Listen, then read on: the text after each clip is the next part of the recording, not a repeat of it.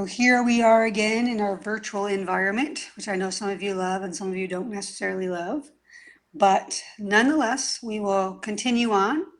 And we're going to finish up with our pregnancy complications, and then we'll go into labor and delivery, and then some potential complications associated with labor and delivery. So we ended up a couple days ago, or yesterday, I guess, I don't even know, 2 days ago, talking about postpartum depression. And we know that there's an increased risk in postpartum depression in women that have a history of depression, have a history of, anxiety or even other psychiatric disorders. About 50% of pregnancy-associated suicides are specifically related to intimate partner violence, and that's why we screen for that in every prenatal visit. Okay? Just the fact of having a newborn puts mom at risk because she's not sleeping well. We've got all sorts of hormone fluctuations. And again, that's why we're going to monitor these patients, not only in the prenatal period, but the postnatal period and postpartum period as well. Many times these patients aren't sleeping well. They have a lot of anxiety associated with the postpartum period. And ultimately, sometimes these patients can't even return to work for several weeks or several months because of the impact this is having on their lives. So this can be treated with antidepressants, and there's nothing wrong with giving these patients a referral to see counseling or psychiatry for further evaluations. But certainly you can see them and prescribe antidepressants. And although you may not see them in the immediate postpartum period, usually they'll have one follow-up with the obstetrician at 6 weeks. And then after that, they're going to be referred back to the primary care provider, or they're going to be coming to see you. And so even if someone comes in and they're complaining of, just maybe they have a rash, maybe they have ankle pain, whatever it is, and you notice that they're in the postpartum period, it would probably be a good idea to consider asking these patients questions about their postpartum period and how is it going, how is the baby sleeping, how are they feeling, and specifically, pull out one of the screening guidelines and use those questions and ask these patients those questions. Normally, postpartum depression resolves by about a year from the time mom delivery. So at least there is some positive on that. But again, these patients need to be monitored pretty frequently and pretty aggressively to make sure that they don't have onset of postpartum depression, even if they have no history of depression. Another thing that can occur is postpartum psychosis in about 0.1% of pregnancies. And these symptoms are much more severe. So these patients come in, they might have hallucinations, may have delusions, they have paranoia, they're always suspicious of everybody, have rapid mood swings. The most significant risk factor for these patients is a history of psychosis or a family history of something like bipolar disease, or if the patient has been hospitalized for psychiatric episodes in the past. Of these individuals that do have postpartum psychosis, there's about a 5% suicide rate and about a 4% fetal homicide rate that's associated with this psychosis. When these moms are in this psychotic state, the delusions that they're having, the beliefs that they're having make total sense, complete sense to these patients, to these moms.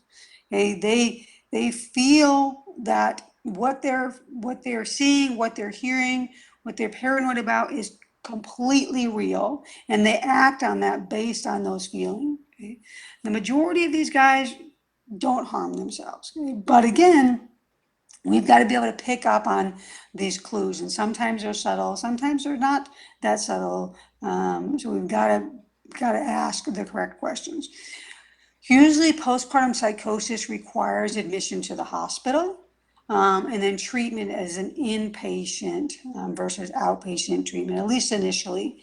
And oftentimes, again, this resolves fairly quickly, I guess, in the first 2 to 3 months in the postpartum period. Okay, yeah. Do you want me to? Okay, I can put this record up here. Do I record it? Let me see here. Yes, you can select the button again. You can select the button again. Okay. Okay. I think I pushed the record button. Yeah. All right, good.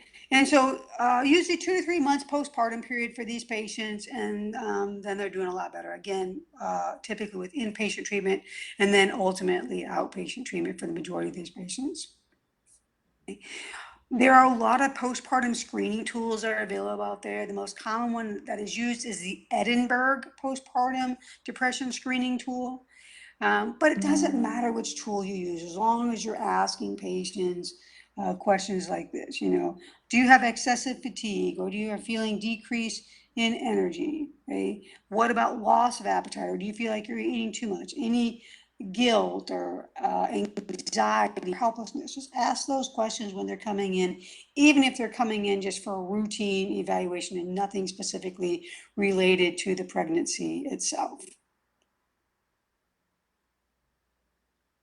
All right, so that is it for that lecture. Let's go on to our labor and delivery and potential complications that are associated with labor and delivery. Come on. Okay, we've got our TLOs and our ELOs. So today we'll focus on primarily the normal part of labor and normal part of delivery. And then our next block, or our next class, we talk about some abnormalities that we may see in the labor and delivery process. Let's do a check on learning here. So a 32-year-old female comes in, gestational diabetes. What's the recommended management? Not only the initial management, but the management throughout pregnancy if they need it. Okay. Remember we talked about insulin, right? So metformin and glyburide, they are not approved yet by the FDA to be used in pregnancy. And so we aren't typically using those, but insulin is what is recommended. Very good. All right, and then we've got a 36-year-old patient that comes in. She's 32 weeks pregnant. She doesn't have any significant past medical history, but she's seasoned. And blood pressure on arrival, 170/110. What do we give her to manage those seizures? Yeah, magnesium, right? So lorazepam, diazepam can be used, but only if magnesium doesn't stop the seizure. And sometimes they'll use a couple rounds of magnesium. They'll give 4 to 6 grams, and then they'll give 4 to 6 grams again. And then ultimately, maybe this isn't related to the pregnancy. Okay, maybe in fact mom is having a seizure from something else. Maybe mom was drinking a lot during pregnancy and then decided to stop drinking, and the seizures are due to alcohol withdrawal. We just don't know. But the initial treatment is going to be magnesium, because remember that magnesium is kind of a smooth muscle relaxer, if you will. And these seizures are due to decrease in cerebral perfusion. So this is going to open up the vessels and increase perfusion to the brain. So very good. That's going to be magnesium. All right, so think about the labor and delivery process starting much earlier than just the labor itself. We're going to start at about 28 weeks. And at 28 weeks, we've talked about this, but we're going to perform those Leopold maneuvers. And the Leopold maneuvers are really just to ascertain what is the fetal lie and what is the fetal presentation. We don't really do them before 28 weeks because there's a lot of room left for the baby to move. And even though at 28 weeks there's still room, it gives an idea of what the baby's positioning is, and is there concern that maybe this needs to be a C-section, a scheduled C-section delivery, or if mom can continue on with the plan for vaginal delivery, if that's what the plan is. When we think about fetal lie, okay, fetal lie and fetal presentation, this is what we're talking about. So we're talking about how is the baby sitting or lying in relation to mom. Is it a longitudinal lie, so up and down, vertical? Is it horizontal, so left to right? Is the baby transverse? Okay, we want to identify how the baby's positioned in the baby, in mom's belly, in the uterus, not only from up from the longitudinal or horizontal or transverse view, but also, is baby vertex down or head down, or is baby breech down? Is there an arm down, or is there a leg down? Well, that is what we call the presentation. So lie and presentation is what we use those Leopold maneuvers for. All of these pictures here are different versions of longitudinal lies. We really want the baby to be longitudinal, and even if the baby isn't at 20 weeks or 28 weeks, we still have plenty of time for baby to get in that position. Okay? As there's less and less room in the uterus for baby to move, they're going to kind of be slid into that position the majority of the time. So we've got a lot of different longitudinal lies here. The first one there in alpha, so that is a baby that you can see you've got knees flexed up to the abdomen. You got their feet kind of tucked behind the knees, and then you got your chin tucked real tight into the chest area. I like to say like a nice little paratrooper, right? We jump out and tuck our chin immediately to the chest, right? And that's really nice. That's exactly what we want, because if we can get baby in that position, the size of the head is the smallest. Okay, the biparietal diameter from ear to ear is going to be the least amount of centimeters across. And so we don't have as much of a likelihood for injury to the perineum or for the baby to get stuck in the perineum. If you look at the picture in Bravo, this baby, the knees are fairly well tucked. The feet are still underneath the knees, but you see the hands are out a little bit and that chin is up just a little bit off of the chest. So again, that's going to increase the size of the head that is being vaginally delivered. And then we go all the way to, we have C, we can see we have even more of an open face. And then D.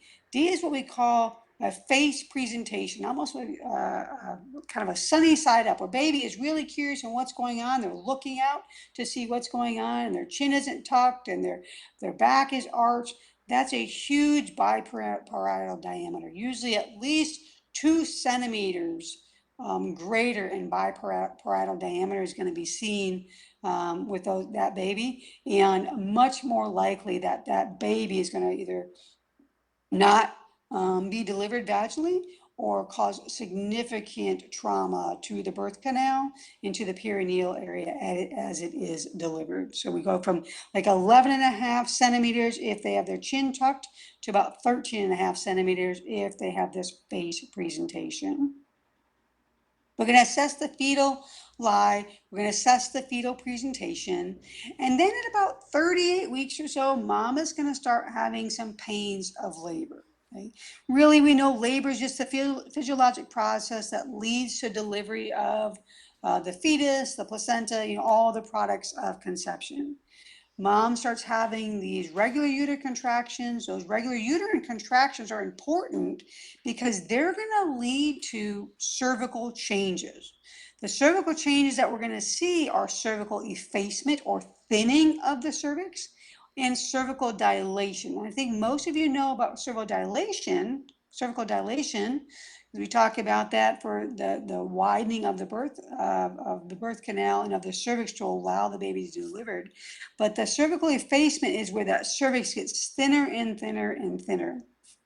Effacement is ranged from 0, where it's not effaced or not thin at all the way up to 100% effaced. And essentially at 100% effaced, you can see some pictures there in the purple, 100% effaced, the distal portion, or the outside portion of that cervix is probably about as thin as a piece of paper. Okay? And that makes it a lot more pliable and makes it a lot easier for the baby to exit the birth canal through this really thin cervix. Okay? Think of the cervix as the door, right? If it's really thick and it's not open, it's not going to let baby come out. Okay?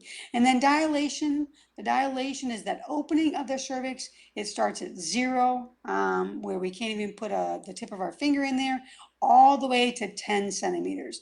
And again, this is something that you identify after doing multiple examinations on patients that are pregnant, that are going through the labor and delivery process, where you can use your hands to figure out just based on the size of your personal, on your fingers, how many centimeters dilated and how effaced or how thin the cervix is. Most women that are in labor self-present. Okay, they're like, hey, I think I'm in labor. Some of the common chief complaints these guys may have is I'm having regularly spaced contractions. I had a little bit of vaginal bleeding, or what we call a bloody show, meaning that they lost that mucus plug. Remember, the mucus plug is in there between the internal os and the external os. Is primarily from increase in progesterone, and it's really there to protect mom throughout the pregnancy from infection, from vaginal infection going up into a uterine infection. So as that cervix is thinning and that cervix is dilating, they're going to lose that mucus plug, and they'll feel like this, we call it a bloody show, where they have mucus mixed with blood, and that's going to be released. And again, primarily due to those cervical changes. Or they may come in and say, I felt like I urinated myself. I had a sudden loss of fluid, and that's usually indicative of the amniotic sac rupturing. What's going on here? Okay. My slides aren't changing. All right, so when they come in, we have to think about differentiating this labor. We have to understand if this is true labor or is this false labor. Okay? So true labor begins, maybe a couple weeks prior to delivery. These patients are having regular contractions. They do have associated cervical changes. Over that 2 weeks, the contractions are getting closer and closer together, and to the point where leading up to delivery, usually they'll have 3 to 5 contractions for every 10 minutes. Okay? False labor can begin much earlier than a couple weeks prior to delivery. It can be in the mid-second trimester. We call that Braxton Hicks. Here, these patients are having contractions, but those contractions are much further than 10 minutes apart. Usually we're talking about 15 or 20 minutes apart. They're normally only felt in the abdomen and not really in the back. And again, that's why back pain is really important, especially when patients become closer and closer to labor and delivery, because sometimes it can masquerade as what we think is just musculoskeletal back pain, but actually it's labor. And with Braxton Hicks contractions, there's no cervical changes. Okay, no cervical changes.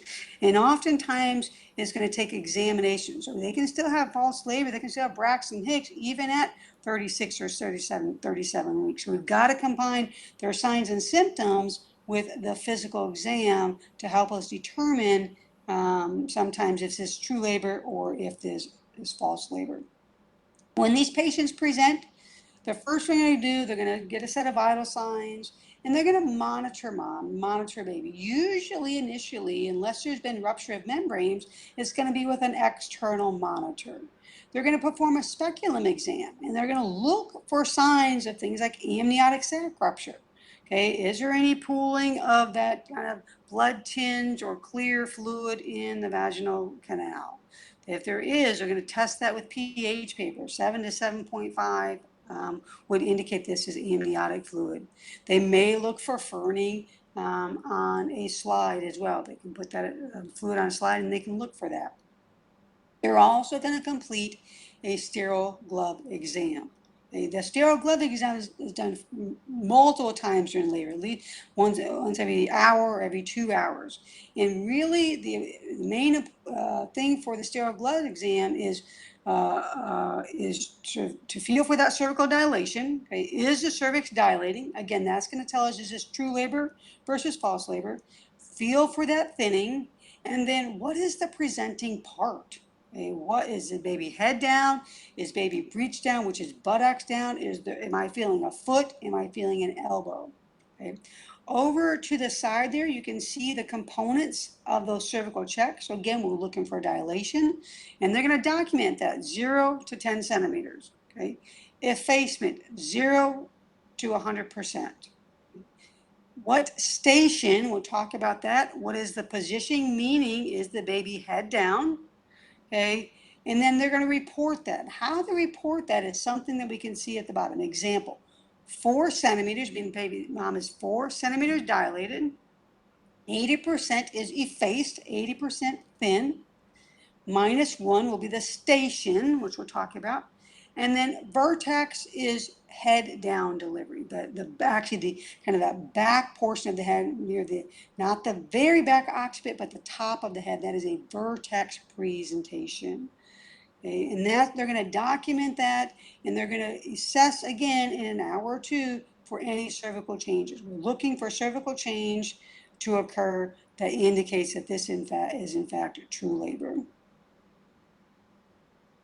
So what do we mean by station? Okay, and not only when we talk about station, we put station and engagement together. So engagement means the fetal head, or hopefully the fetal head, whatever the presenting part is, but the fetal head ideally is passing through or has passed through the pelvic inlet, kind of sitting down around the area of the ischial spines. And then station is how far has the baby descended into the pelvis. So the baby's head or presenting part is engaged in the maternal pelvis, but how far is it descended down into the maternal pelvis? Okay. Station, if the vertex of the head or the presenting part is in line with the ischial spines, we call that station 0. So the head is at station 0 and it is engaged. Okay. Station ranges from -2, okay, so it means 2 centimeters above the ischial spine, all the way to positive, on here it says +3, but really it can go to +5, where the baby is crowning. Okay.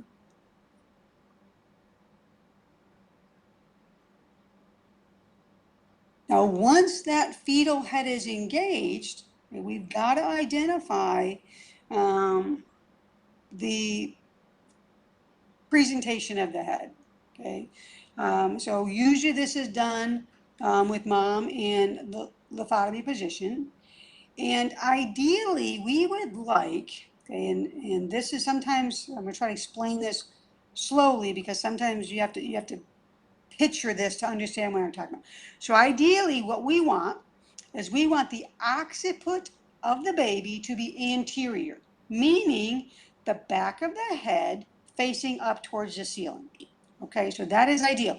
If we don't have that, if we don't have occiput anterior, that means we have occiput posterior, meaning the baby's head is facing towards the floor and the baby is face up, sunny side up. And that's not good for baby and often can cause complications with vaginal delivery. So ideally we want occiput anterior, so the baby's face is down and the back of the head is up towards the ceiling. And then most commonly, just by nature of the contractions, most of the time the baby is going to be left occiput anterior. So I've got that circled here in red, where I want you, so if you're looking at this, this is mom's left. Okay, so it would be our right as we're looking from the vaginally from the lithotomy position. Okay, so mom is in the lithotomy position. We're doing our evaluation, and we're looking, or we're feeling is really what's going to happen. We're feeling to see how is baby's head, what position is baby's head engaged in. So again, occiput anterior, and most of the time it's going to be left occiput anterior, meaning the occiput, back of the baby's head, is going to be more towards mom's left, and then the front of baby's head is going to be more towards mom's right. Okay, and obviously the opposite for us. Okay, if this does not happen, if we have occiput posterior, sunny side up, we call this malpositioning. Okay, and malpositioning is one of the main causes of arrest of descent, meaning baby gets stuck. They are not descending down further into the birth canal. Okay, they're remaining in the same station, the same position, instead of descending down in preparation for delivery.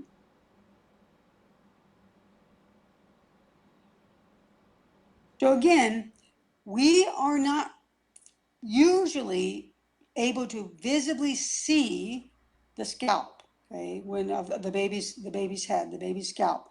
So we are identifying this baby's position by feel.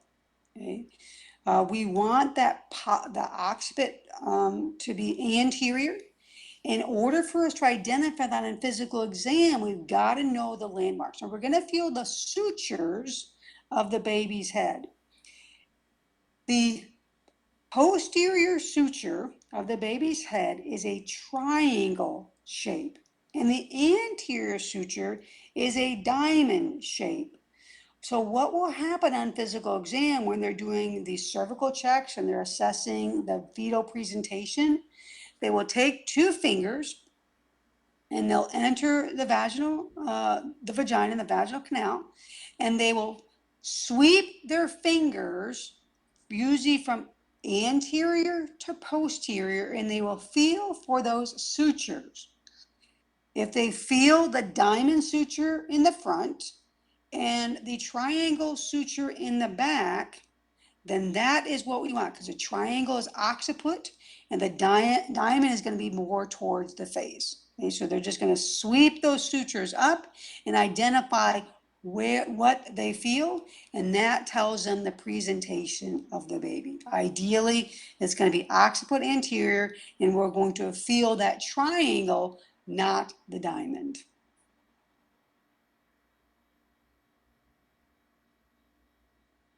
Now, once we identify that, yes, mom is in true labor, and mom is in true labor, the true labor itself is divided into 3 stages. Okay? Stage 1 is the onset of labor. We've got the cervical effacement, which is a thinning. We've got the dilation occurring. We've got contractions. And stage 1 is separated into 2 phases, latent phase and active phase. Stage 2 is fetal descent. This is the pushing stage. Baby is coming out. Okay? And then stage 3 is delivery of the placenta and the fetal membranes. Okay? And then we have separation and ultimate expulsion of the placenta itself.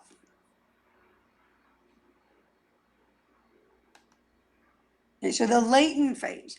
In the latent phase, okay, mom typically will have mild, kind of still a little bit irregular contractions.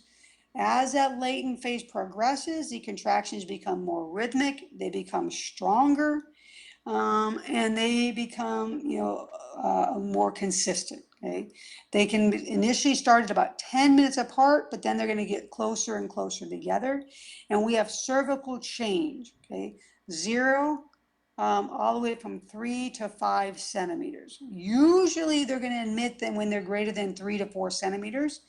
For the most part. Now, as you go into phase 2, you may see there's been a little bit of change, and so they may not admit some of these patients till they're up to 6 centimeters dilated. For our purposes, though, what we're talking about, we're going to say 3 to 4 centimeters is the time frame that they're thinking about admitting mom, because they feel like it is time for this labor to progress and ultimately deliver of the baby.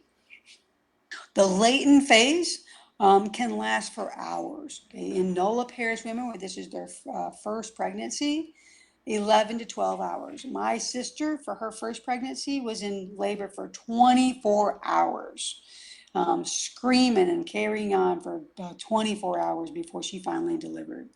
In multiparous, where they've had prior deliveries, 6 to 8 hours. So this can last for several hours. The key is that they're not going to admit mom to the hospital unless she has consistent cervical change. So if they check mom, she's at 2 centimeters, they check her an hour or so, 2 hours later, she's at 2 centimeters, they're going to send mom home. They're not going to admit mom if mom is not having cervical change, because mom's not ready to deliver yet. And there's been no identifiable benefit of admitting these patients to the hospital if there's not indication that they are going to continue to active labor. So they want that cervical change, and once they have that cervical change, then they'll admit mom to the hospital. Okay. Once latent phase, once they get to that 3 to 5 centimeters, now we're going to be considered the active phase. And 3 to 5 centimeters all the way up to 10 centimeters is active phase. This is a much more accelerated phase. The contractions are occurring every minute or so. The fetus is descending into the birth canal with the expectation that delivery is going to probably be in the next 4 to 6 hours. We expect about 2 centimeters or so dilation of that cervix per hour, and sometimes even much quicker. Sometimes it's a centimeter per hour. We have rupture of membranes, and then ultimately we have descent of that fetal, the head, all the way into the birth canal, with the expectation, again, delivery in 4 to 6 hours, with the mean duration of about 4.9 hours.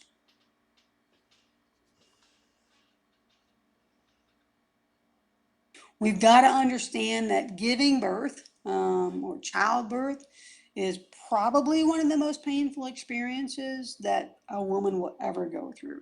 So pain control really should be implemented early on to help aid in successful labor and successful delivery, and reduce the amount of trauma, oftentimes psychiatric trauma to mom and to the partner as well. There are non-pharmacologic approaches that we can use during stage 1 of labor. These include implementing techniques that we use that we learned in Lamaze classes. We can talk to mom or encourage position changes for mom, maybe massages, especially the lower back, lower abdomen. Sometimes they'll do warm water baths, depending on where mom is delivering. And then even implementation of a doula. So a doula is it's a non-medical person, but they're trained in labor and delivery. And they provide guidance and support to the pregnant women during this laboring phase. If mom requests, and there's no medical contraindication, we can give pain medication as well. Okay? Just the request of that is sufficient enough to allow us to give mom medication during delivery. The type and the route of pain medication administration will depending on the delivery route, whether it's vaginal or C-section. But when we think about IV medication, something like parental narcotics, usually we want to limit that to the first stage of pregnancy, because these medications can not only lead to maternal respiratory depression, but also can cross the placenta and lead to decrease in fetal heart rate, and can cause decelerations in the fetal heart rate. So if we're going to use medication, fentanyl and morphine are typically used, or more often nowadays, mom is offered a lumbar epidural, and that is typically our procedure of choice for patients, whether it's vaginal delivery or C-section delivery. But again, if they opt not to have any pain control, then we can use non-pharmacologic medication measures as well. All right, so mom is in active labor, or mom is coming in thinking she's in active labor. We're going to monitor mom. We're going to monitor baby. Okay?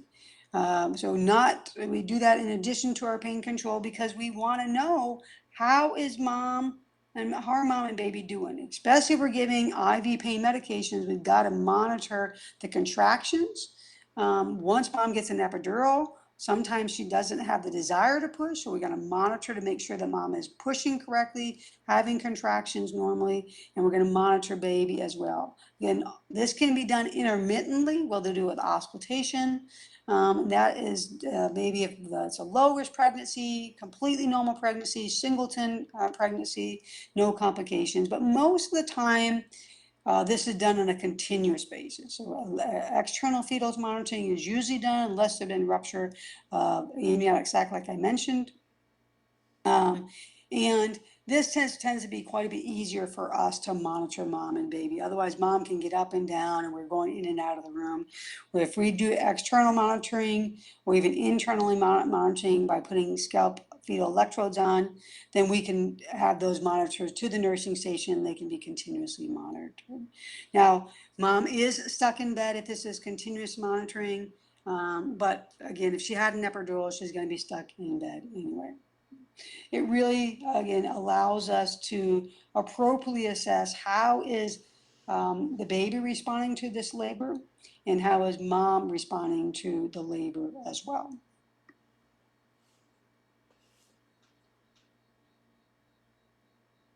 All right, once mom and baby are placed on the monitor, this is what what the display should look like. And this should look familiar. We talked about this a few classes ago.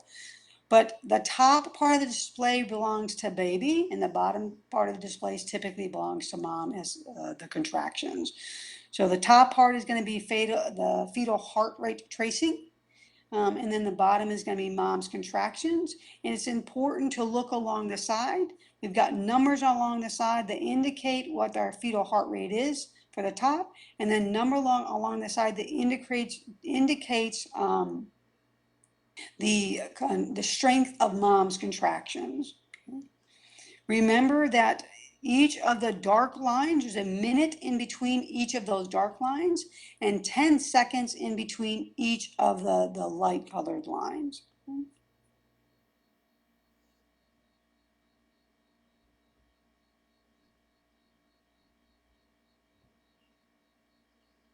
So the fetal heart rate, what we're looking for is fetal heart rate baseline to be between 160 and 110. I mean, 160, 110, 110 and 160. Okay? And this baseline is averaged over a 10-minute period and is reported to the nearest 5 beats per minute. So if you average over that 10 minutes, it's 143, then you would report it at 140 or 145, but it's over a 10-minute period. So if we look at this fetal monitor here, this fetal tracing, we have 1, 2, 3, 4, 5, 6, 7, about 8 minutes here. So just think about this as extending out to a complete 10 minutes. And then we're going to average that heart rate based over that 10 minutes and report it to the nearest 5.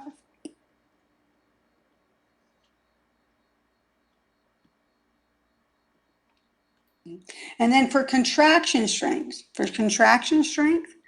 okay, we can use an intrauterine pressure monitor, okay, and that is essentially an internal monitor, or they can monitor the contractions with that external monitor as well. Contraction strength is measured in Montevideo units, okay, and we want a contraction strength of greater than 200 or around 200 Montevideo units. We figure that if the contraction strength is 200 Montevideo units, that means that contractions are strong enough to bring about the changes that are needed in order for this labor to progress, right? So what we do is we take a 10-minute strip and then we add all of the strength of the contractions together. And in that 10 minutes, we want that greater than 200 Montevideo units, right? So here we have an example. We have a baseline, meaning when we look at the numbers on the side, our baseline for this contraction, we start at 20. So any contraction strength that we have, we're going to add 20 to it. So this first one, we go from 20, we go all the way up, or I'm sorry, subtract 20 from it. So from 20, we go all the way up, we go, see, we have 95, okay? So 95 minus 20 is going to give us 75 because we're going to subtract that baseline. Okay, the next one, we go up to 80 or so, and we're going to subtract that 20, or I guess where are we at here? Yep, and that gives us 60. The next one goes up to just below around 70. We're going to subtract that 20 and gives us 50.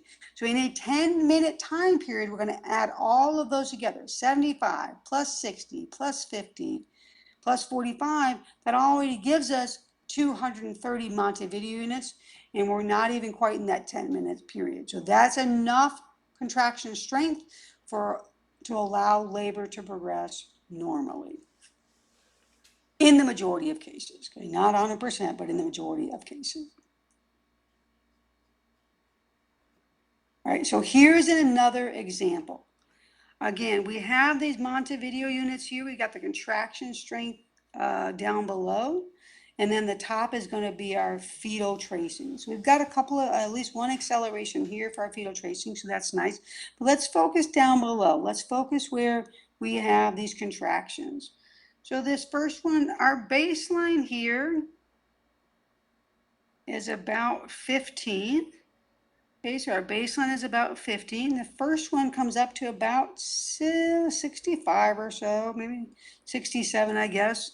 And so we're going to take 15 away from that, which gives us 52. The next one will go up to about 70 or 75. Take 15 away from that. Y'all know I can't count, right? So 50 to 65.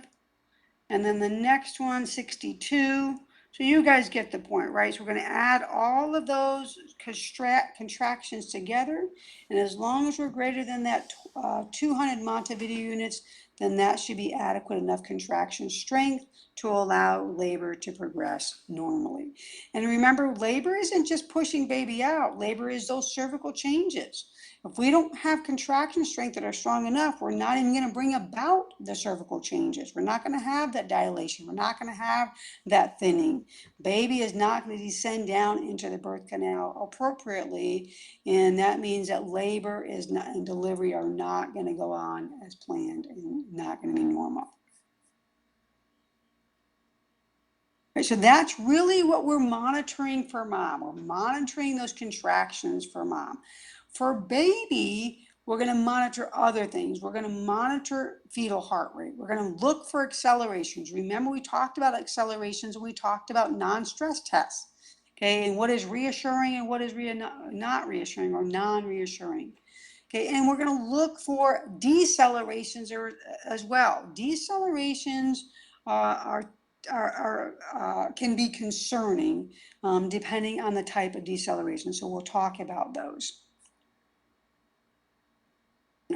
So baseline fetal heart rate, okay, we measure that over that 10-minute segment. Okay, fetal heart rate 110 to 160 is normal. Greater than 160 is going to be tachycardic, and then less than 110 is bradycardic. We want that moderate variability, so that beat to beat, 6 to 25 beats per minute variability. So from the light colored line, one light colored line to the next, 6 to 25 is normal. Minimal variability, if we have less than 5 beats per minute, and that may be an indication of fetal acidemia. Or marked variability. Remember, marked variability, we've got a lot of changes in that fetal heart rate, and that is concerning. Okay, that might indicate fetal hypoxia. Something is irritating the baby, and that's why we have such significant changes in the fetal heart rate. Here's some pictographs that would identify these different types of variability. So the first one, absent variability. Really, we just kind of almost have a flat line. We have very minimal change in that fetal heart rate above and below the baseline. The next one is minimal variability. We have a little bit more of a change above and below the baseline, but not that 6 to 25 that we need, that are reassuring. And then the next one, that is normal. That is that 6 to 25 beats per minute variability that we're looking for. Then we have marked. We have significant variability up and down, above and below that baseline. That is concerning. And then the last one is what we call sinusoidal pattern. So sinusoidal pattern up and down below the baseline, but really kind of just this smooth transition from up and down, from above and below the baseline. That is very concerning. Sinusoidal pattern is indicative of severe fetal, could be from acidemia, or even could be from something like anemia as well. So make sure you understand 6 to 25 beats per minute is what we're looking for. and not more than 25 and not less than 6. So those are concerning if we don't have any change in the fetal heart rate or too much of a change. All right, we've got those fetal heart rate accelerations that we want to look out for as well. That is a normal response to fetal movement, normal response to maternal contraction as well. Reactive fetal non-stress test, okay? We are looking for if mom is 32 weeks or greater, we're looking for 15 beats per minute that last for at least 15 seconds. If they're less than 32 weeks, 10 beats per minute that lasts for 10 seconds. Now, normally this will happen within just a few minutes, okay? But baby might be sleeping, so we can give up to a 20-minute time frame for these changes to see these changes, okay? If we see a 15 beat per minute change and it lasts for 15 seconds, it's continuing for 30 seconds, it's continuing for a minute, it's continuing for 2 minutes. So we went from 140 to 155, and at 2 minutes we're still at 155. Now that heart rate becomes our new baseline. Our baseline was 140. But if that baseline, if that acceleration increases by 15 and stays for longer than 2 minutes, that becomes our new baseline, and we have to document that appropriately. Remember, if we are not having the accelerations, we don't see these accelerations on the fetal graph, that is non-reactive, okay? Non-reactive, and that is concerning.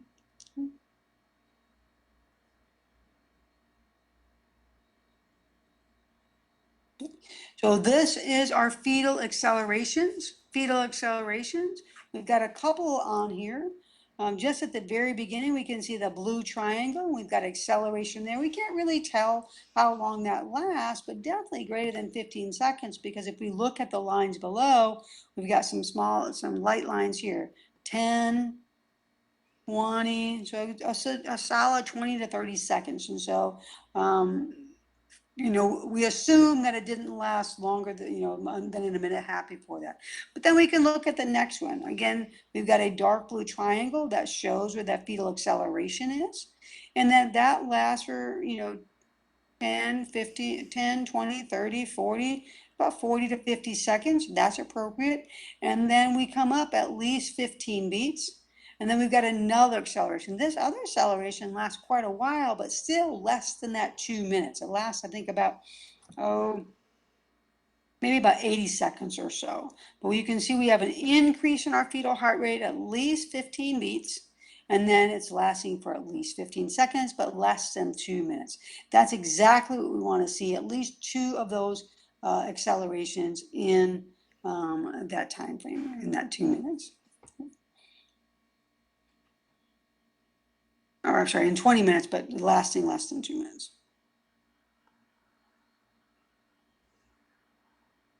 All right, so fetal heart rate, 110 to 160. Okay, fetal accelerations, 15 by 15, 10 by 10, depending on how far mom is in pregnancy. Moderate variability to 6 to 25 beats per minute. Those are all the things that we want to see. Some other things that we may see, again, that may be concerning, are fetal heart rate deceleration. So we have a decrease in our fetal heart rate. And these are typically temporary decreases lasting less than 2 minutes. And they can be early decelerations, they can be variable decelerations, or they can be late decelerations. Okay, we'll talk about each one of those specifically. All right, first one is our early decelerations. Now, early decelerations are typically reassuring, okay? They typically occur in response to like a vagal response for a baby. Oftentimes, mom is pushing, baby's head gets compressed, baby has a vagal response, so they have a slight decrease in their heart rate that lasts, usually about maybe 30 seconds or so, and then he returns to baseline. Okay? So here we have a gradual decrease in baby's heart rate, And it's going to occur, that gradual decrease is going to occur over 30 seconds. And then it's going to last for just a few beats. And then it's going to go back up gradually back to our baseline. Okay, so we've got a baseline. We gradually decrease over 30 seconds. And then we're going to gradually increase, again, usually in response to a uterine contraction. Head gets compressed to the baby. They have a vagal response and ultimately reassuring, and it's a normal response. Now, what happens and how you know this is an early deceleration is that it occurs at the same time the contraction is occurring. So on the top, we've got our fetal heart rate deceleration. In the bottom pane, we've got that contraction. So they occur at the same time. And again, slow decrease, slow increase back to our baseline. All right, let's take a break and then we will continue on.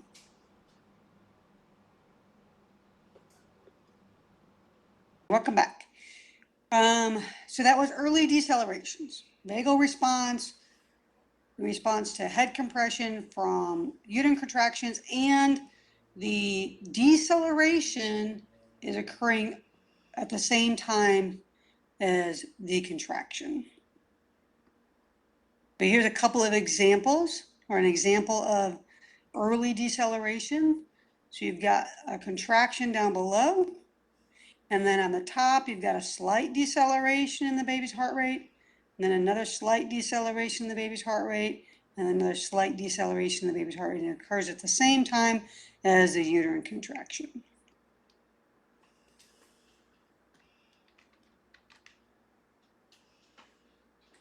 The next deceleration is not good. It's not reassuring. So early deceleration we consider reassuring. Variable deceleration is not reassuring. Okay. Now these decelerations can occur before the contraction, can occur after the contraction, can occur during the contraction. So they're variable. But instead of a slow decrease in the heart rate, this is an abrupt decrease in the heart rate, less than 30 seconds to the nadir, which is the lowest heart rate. That immediately drops in heart rate, and then it will increase in heart rate. Okay, so when we think about variable decelerations, there's different degrees of variable decelerations. Okay? So you can have excuse me, decelerations that are lasting longer than 15 beats per minute.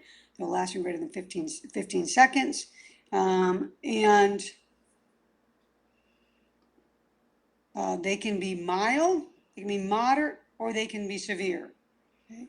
So in general, our variable deceleration, I'm going to go back one slide. In general, our variable decelerations, they're lasting greater than 15 beats per minute, or they're greater than 15 beats per minute, lasting greater than 15 seconds. It indicates that something is pressing on the cord. Maybe there's oligohydramnios and the cord is getting compressed. Maybe baby's head is pushing against the cord. Something is compressing the cord, and ultimately it's leading to fetal hypotension. So again, they can come in mild, which means they last less than 30 seconds, so greater than that 15. They can be moderate. They can last lasting 30 to 60 seconds, but the heart rate is not, fetal heart rate is not less than 70. Or severe, meaning there's a decrease in fetal heart rate. The decrease lasts more than 60 seconds, and the heart rate is less than 60 beats per minute, right? So mild, we have a decrease in the fetal heart rate, but it doesn't last for more than 30 seconds. Moderate, that lasts for 30 seconds to a minute, but the heart rate is still above 70. And then severe is the heart rate is less than 60 and it's lasting for greater than a minute.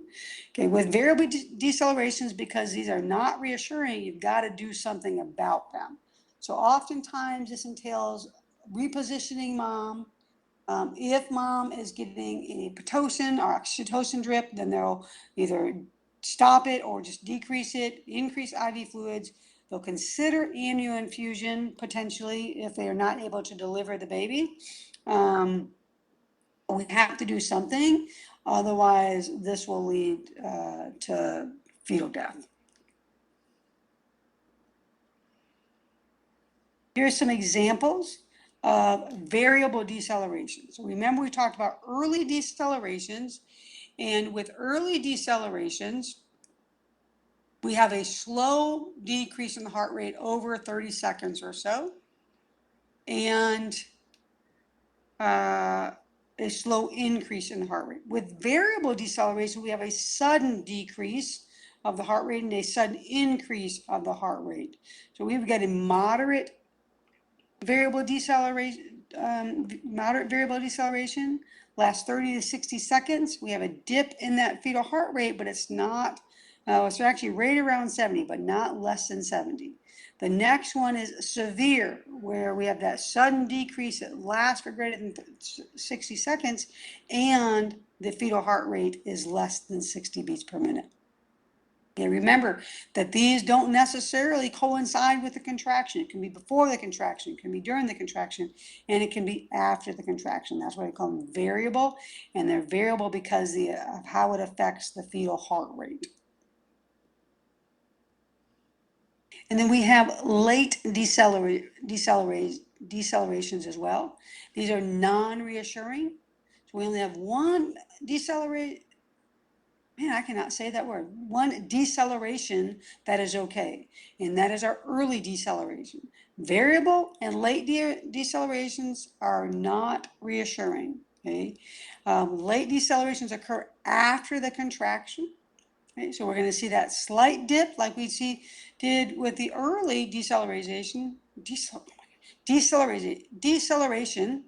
where it slightly goes down and slowly goes down and slowly goes up, but it's occurring after the contractions. We have that gradual decline in the fetal heart rate, greater than 30 seconds to the very lowest, and then a gradual increase in the fetal heart rate over about 30 seconds. Late decelerations indicate uteroplacental insufficiency, so possible fetal hypoxia, possible fetal acidosis.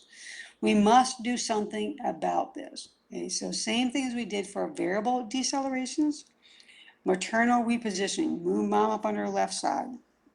Decrease Pitocin if we're using that. Increase IV fluids, and they can also consider amnioinfusion with this. Okay? But uteroplacental insufficiency, for some reason, baby is not getting oxygen or is in an acidotic state. It's going to occur after the contraction.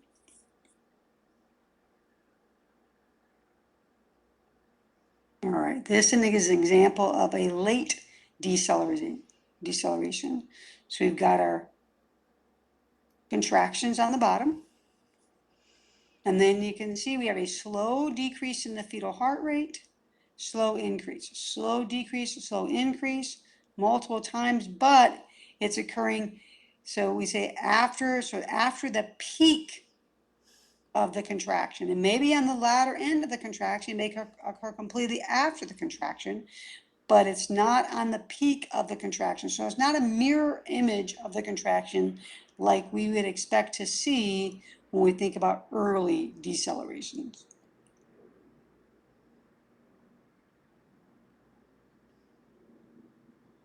All right, so when you guys look at this, what do you think? What kind of deceleration is this? I guess it's pretty easy because it says it on there. Normally in class, it would pop up. But anyway, this is a late deceleration. So at the bottom, we have our uterine contraction. Okay, and then we can see that we have a decrease in the fetal heart rate that occurs at the tail end of that contraction. And it goes slowly down, greater than 30 seconds, back up over 30 seconds or so. And it's a late deceleration. We've got to do something about that. Maternal repositioning decrease or stop the Pitocin, maybe amnio infusion. We've got to do something about this. Late deceleration is uteroplacental insufficiency. What about this next one here? All right, so this next one, we've got deceleration that are occurring, but they're really kind of occurring in mirror image of that contraction. So we've got a slow decline in the fetal heart rate, then a slow increase, so decline and a slow increase, but it's occurring over the same time that the contraction is occurring. That's more indicative of vasovagal response or a vagal response, fetal head compression, and that's because the mom is pushing, is contracting, and she's pushing the baby down the birth canal. And as she's pushing the baby down the birth canal, the baby's having a vagal response to it. That is reassuring. We don't really need to do anything about that specifically. And then this last one here, we can see we have a sudden decrease in the heart rate, sudden decrease in the heart rate, and they are occurring. The first one occurs over top with the contraction. The second one occurs, I guess, with the contraction. The third one's a little bit towards the end of the contraction.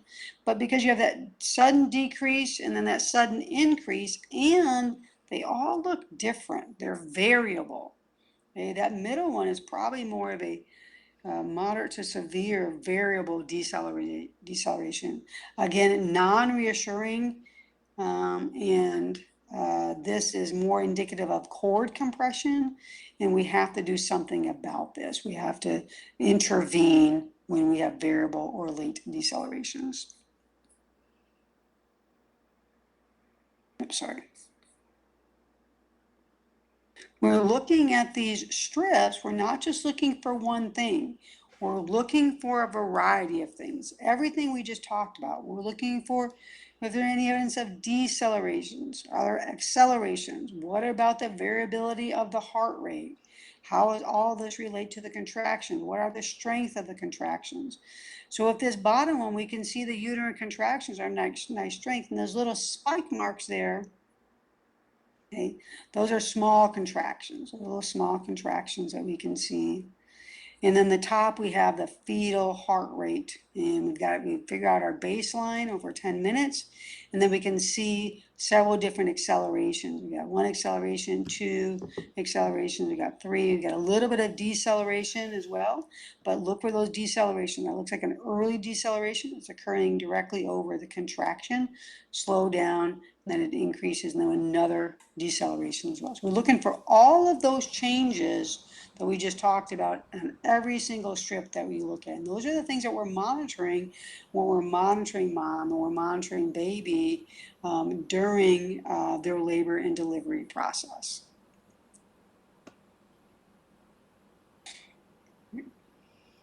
As a reminder what those reassuring patterns are. So reassuring is fetal heart rate between 110 and 160. We've got that good beat to beat variability, 6 to 25 beats per minute. We've got accelerations, that 15 by 15 for greater than 32 weeks and 10 by 10 for less than 32 weeks. No variable and no late decelerations. If we have early decelerations, that's okay. That can also be reassuring. Our non-reassuring patterns, absent or minimal variability. Okay, if we have less than or 0 or less than 5 beats per minute, that is concerning. That could indicate fetal acidosis or fetal hypoxemia. Mild, if we have occasionally, when we have that change in our variability, it might be due to baby sleeping. Okay, so it might be okay. We're going to continue to monitor for a little bit longer. If we have anything that looks like a sinusoidal pattern, real smooth, up and down, above and below that baseline, that is concerning. Okay, bradycardia. If you have absent or minimal variability in bradycardia, that is concerning.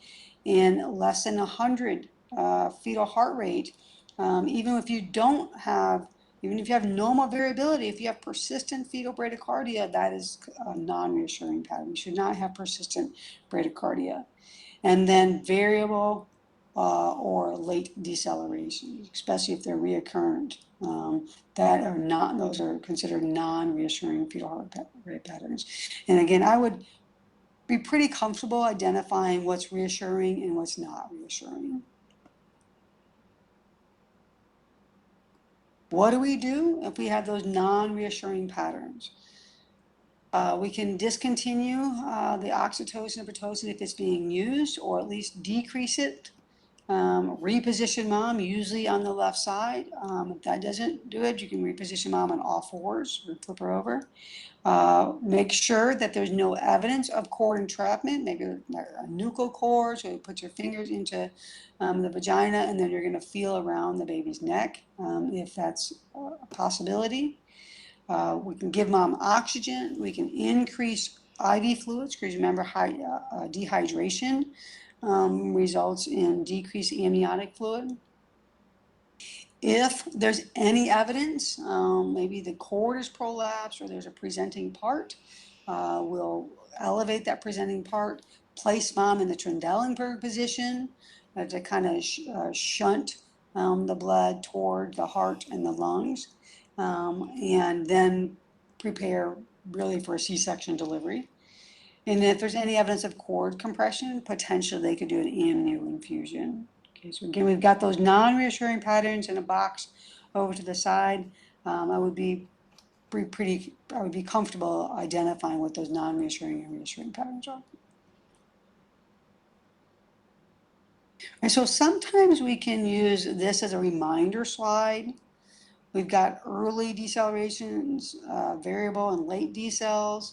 We can use this veal chop mnemonic along with mine mnemonic to remind you of the management of those accelerations and decelerations. So if you have variable decelerations, it's in your veal, it indicates cord compression, and we can do maternal repositioning. For the E in veal, early decelerations, indicates head compression, and I just identify labor progress, so just monitor mom and baby.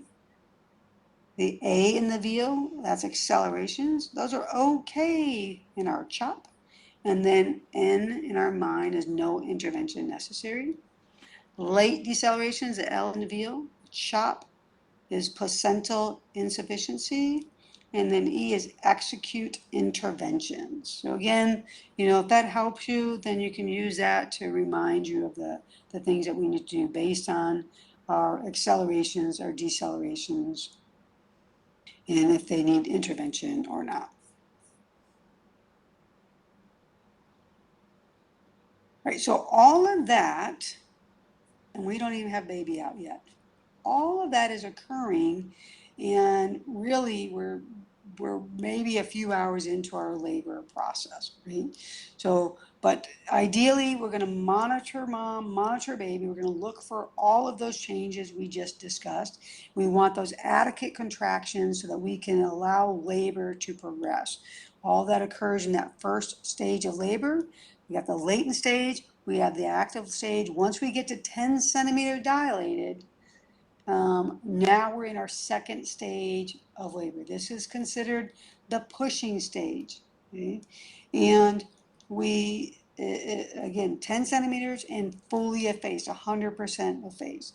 In contrast to that stage 1 that can take, 6 to 12 plus hours, once mom gets to this second stage of labor, really there's only a couple of hours to go, usually 1 to 2 hours max. Okay, it could be a little bit more prolonged in nulliparous women, greater than 3 hours if they have an epidural, maybe about 2 hours without. And then multiparous women, we think about 2 hours if with epidural and about an hour without. So it could be pretty quick stage of labor. Okay.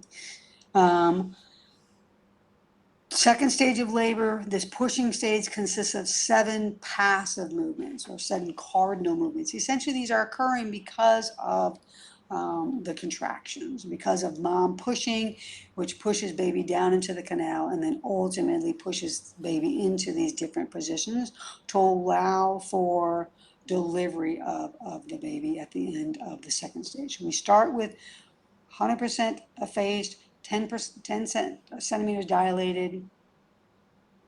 And then we end with delivery of the baby for this second stage. All right, so the cardinal movements, we've got these 7 cardinal movements. We've already typically have engagement. So baby is engaged, baby's head is down into the maternal pelvis, probably around the ischial spines, if not even further down. We got to look at our different stations, maybe a 0, maybe a +1 or a +2. That is our engagement. A lot of times we think about these cardinal movements, we look at these cardinal movements, they're going to overlap. So there's not that baby only engages and doesn't do anything else. No, baby engages and continues to descend in the birth canal.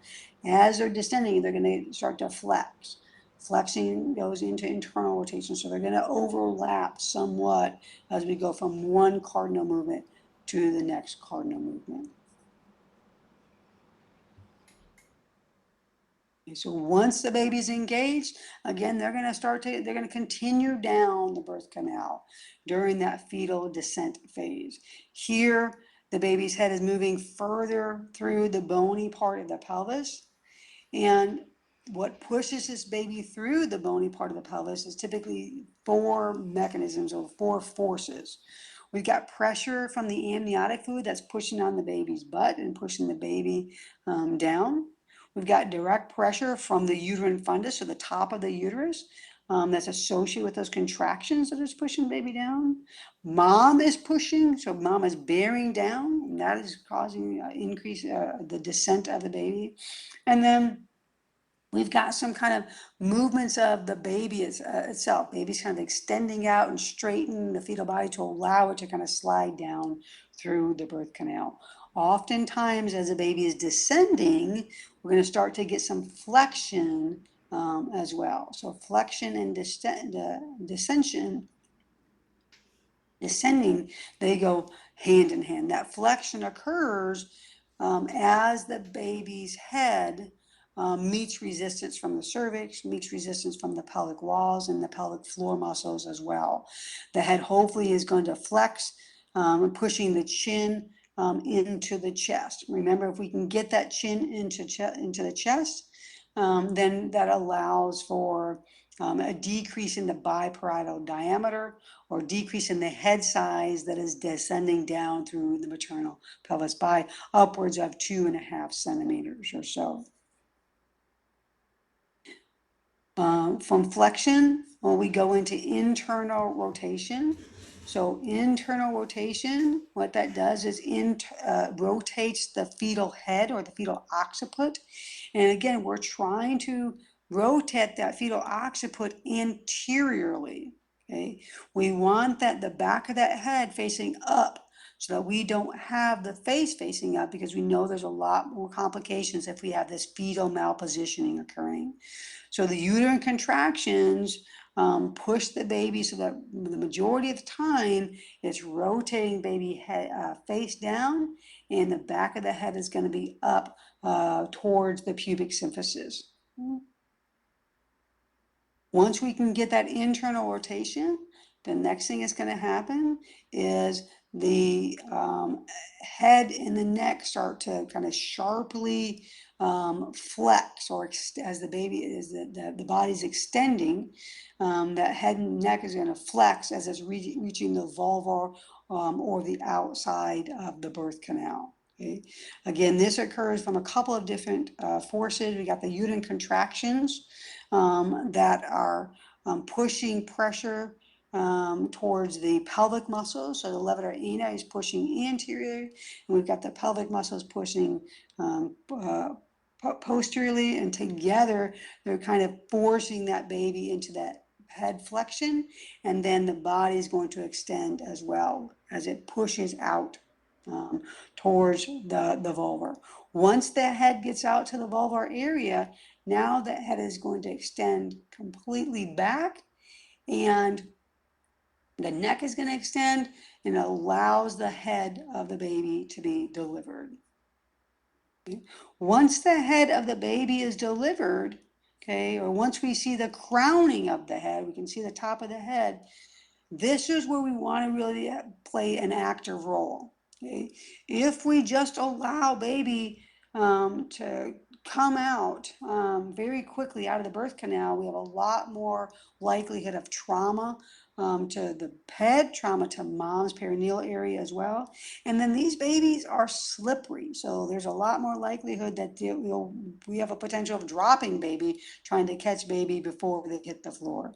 So as the head crowns, as the head extends out of the vulva, of the vaginal canal, we want to put slight pressure on the baby's head.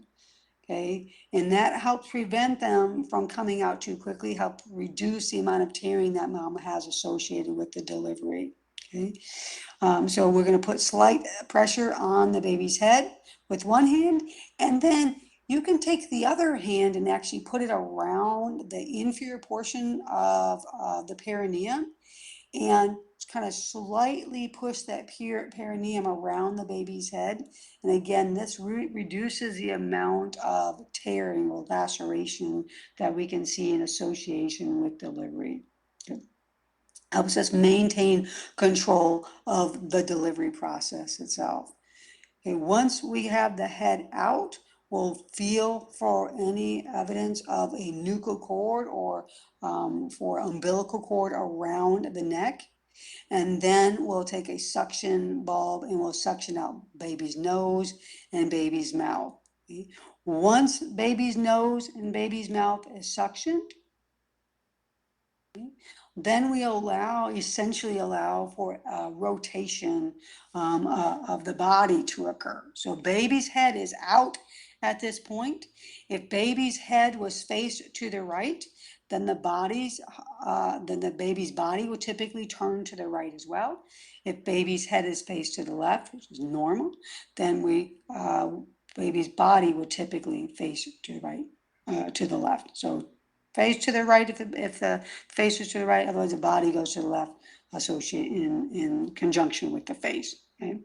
And once we have this rotation, now we have to deliver, allows us to kind of a place to deliver the shoulders.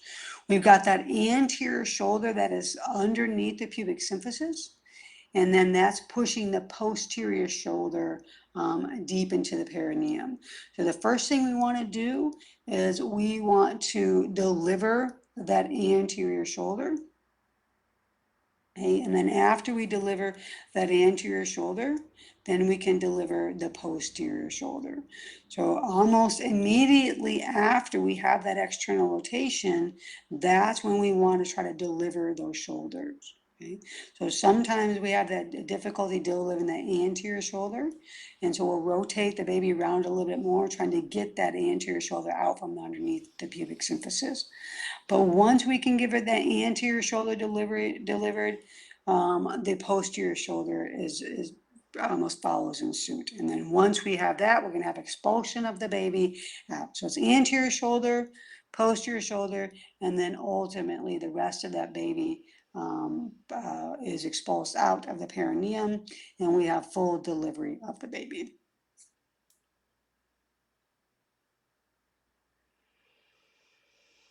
As soon as that baby is delivered, if we did not already suction baby, we want to do that now. So we didn't have to have a chance to do that because head was delivered, and immediately after the head was delivered, anterior, posterior, and posterior shoulder delivered, and the baby was expulsed out. So if we didn't have a chance to suction, we're going to do that now. And then we're going to cut the umbilical cord.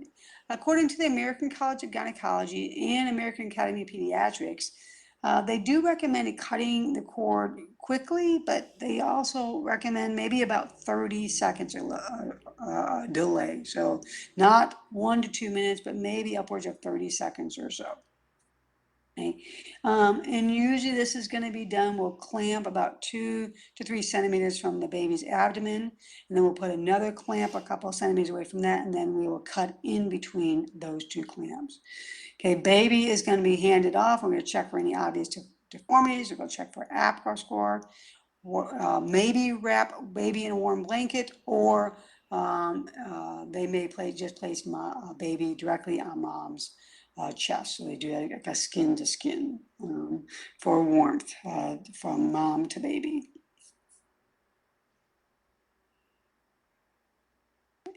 That is our second stage. So again, second stage begins with 10 centimeters dilated and ends with delivery of the baby. Okay, now on to our third stage.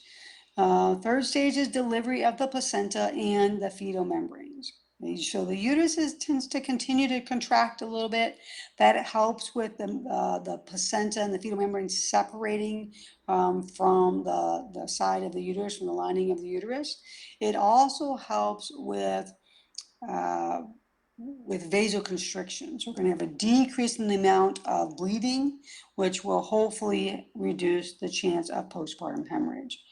From the time of delivery of the fetus to delivery of the placenta is usually less than 30 minutes, and honestly, it's usually less than about 10 minutes. So it happens pretty quickly. Okay? Um, in order to that's in order to minimize the amount of blood loss. Now, sometimes this will take more than 60 minutes or upwards of 60 minutes for the placenta to be delivered. This could certainly indicate a possible problem. See, a possible problem underlined, because it doesn't necessarily mean that there's a problem, but it certainly is of concern. What is recommended is we have the umbilical cord and we start kind of pulling slow traction on the umbilical cord. Okay, that allows a hematoma to build up behind the placenta, so in between the placenta and the lining of the uterus, the endometrium, and that hematoma will start to push that placenta off, and then ultimately allow with gentle traction us to pull out the placenta and for the placenta to be expelled. Okay. The uterus then becomes firm, more globular. That umbilical cord is going to lengthen as we're pulling, slight traction for the placenta to come out. And then we'll feel a little bit of ease in the tension that we have on the umbilical cord as that placenta is separating from the uterine wall.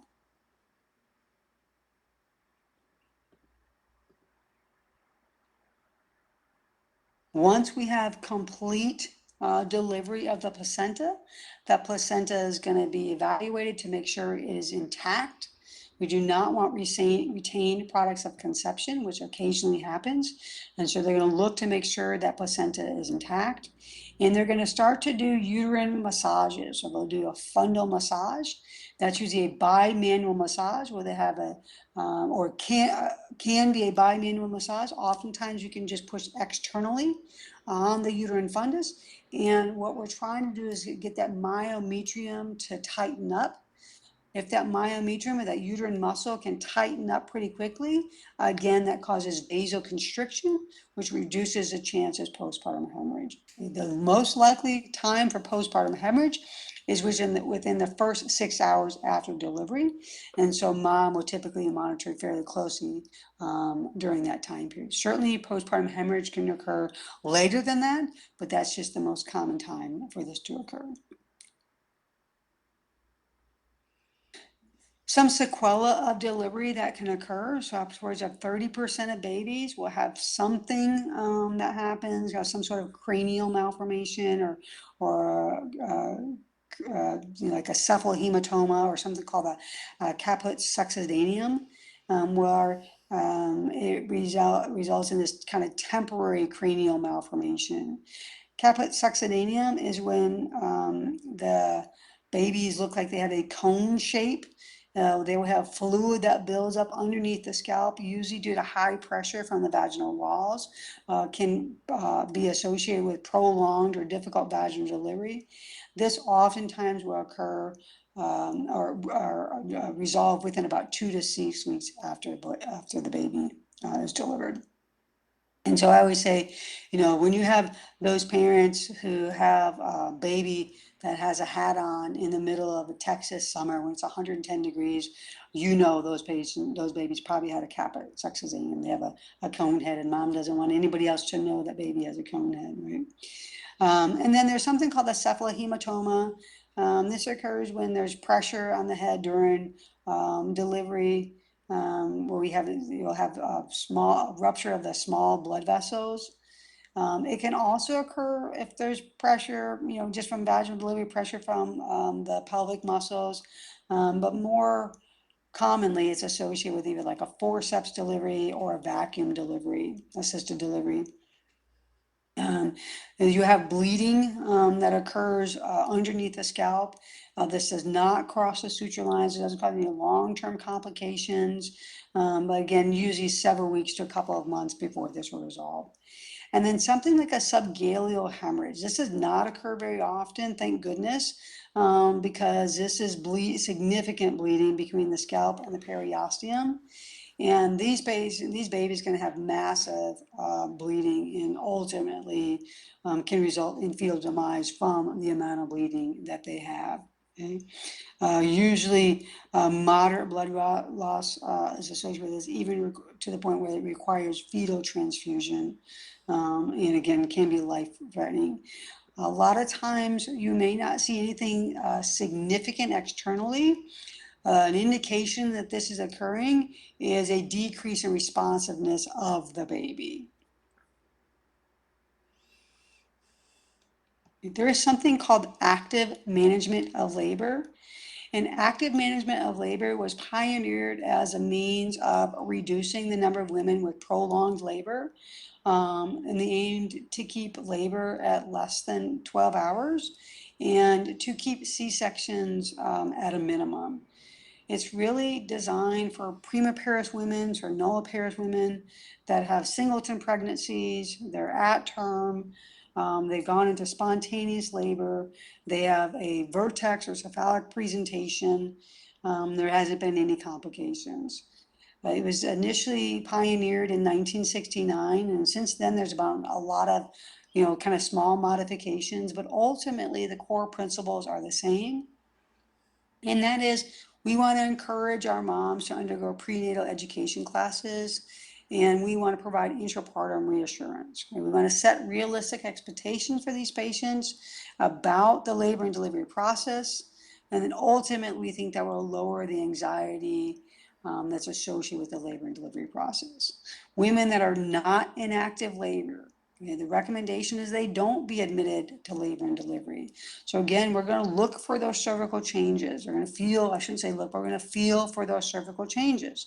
If they're not in active labor, so if they're at 3 centimeters, 3 centimeters, 3 centimeters, 2 centimeters, then there's no reason to admit them, and we're going to give them strict return, send them home and give them strict return precautions.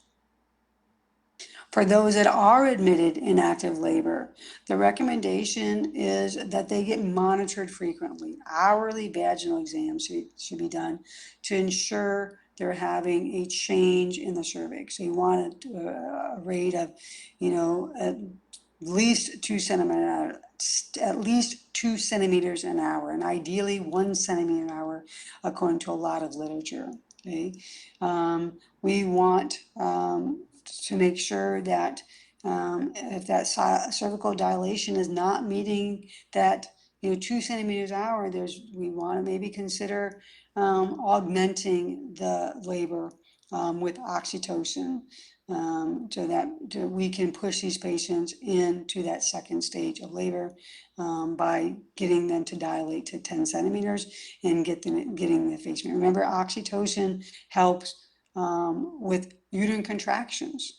And so if we can get mom contracting appropriately, then most likely we can get their labor and delivery process proceeding on as normal. Okay.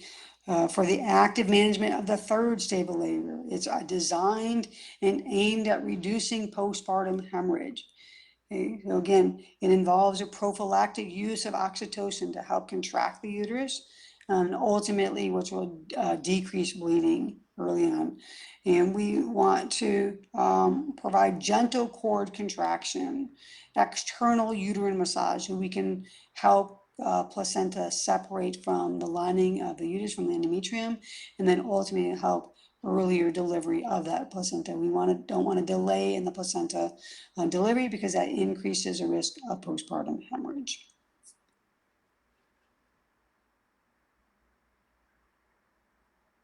Right, so again, criteria for normal delivery, which was what we just covered.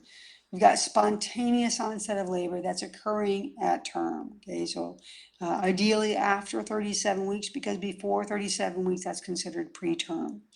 Okay, so we want it occurring after 37 weeks. We got vertex or head presentation. We do not want prolonged latent stage of labor. We don't want a prolonged active stage of labor. We don't want, 60 minutes before the placenta develops. We want usually within 10 to 30 minutes, we've got that placenta that is coming out. We're doing uterine or fundal massages. We don't have any evidence of postpartum bleeding. The placenta is intact, and there's no complications of mom, no complications with baby. Those are all criteria for normal delivery. Okay? So next time we meet, we'll talk about when things don't go as normal as we expect, and we have an abnormal delivery or abnormal presentation. But for today, that is all. All right, so I hope you guys have a good afternoon. Thank you.